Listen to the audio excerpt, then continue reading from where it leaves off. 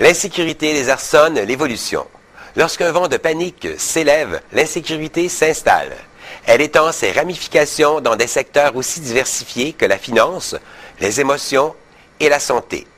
Pourquoi donnes-tu autant de détails? Tu aurais pu te limiter simplement à l'insécurité?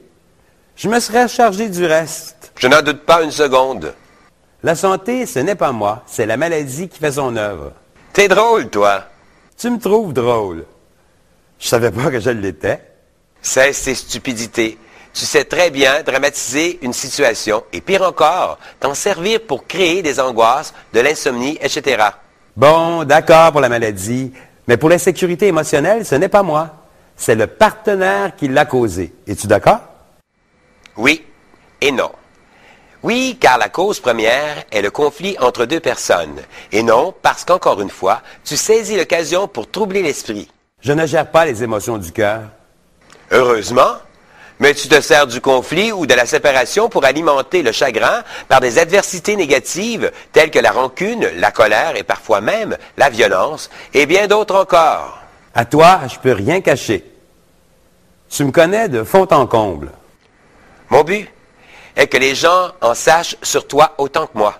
Adios, amor, rien ne revient plus.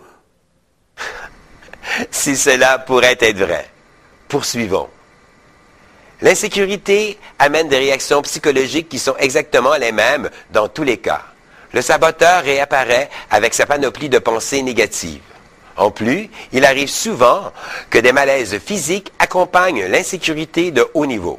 Lors d'un vent de panique, l'insécurité s'installe, on dramatise au lieu de vivre la situation en harmonie avec sa gestion de la pensée, au lieu d'entretenir des pensées positives.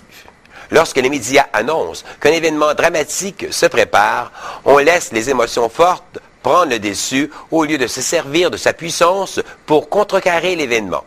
Perdus dans leur désespoir, les gens sèment la panique et ne pensent qu'à sauver leur peau et celle de ceux qu'ils aiment. Certains, plus courageux, se sacrifient par amour pour épargner leur famille ou même des étrangers. Tous les motivateurs, tous les créateurs d'une technique de croissance personnelle véhiculent depuis longtemps la solution gagnante. Des pensées d'abondance attireront l'abondance. Elle sera au rendez-vous. Elle pourra se manifester par une promotion, une augmentation de salaire, du temps supplémentaire, un boni ou par une démarche inattendue. Rappelez-vous qu'il faut stimuler l'abondance émotionnelle et aussi celle de la santé.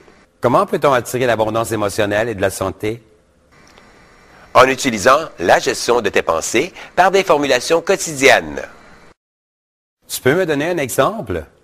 C'est l'exercice du jour. Trouvez une formulation pour attirer l'abondance affective et aussi celle de la santé.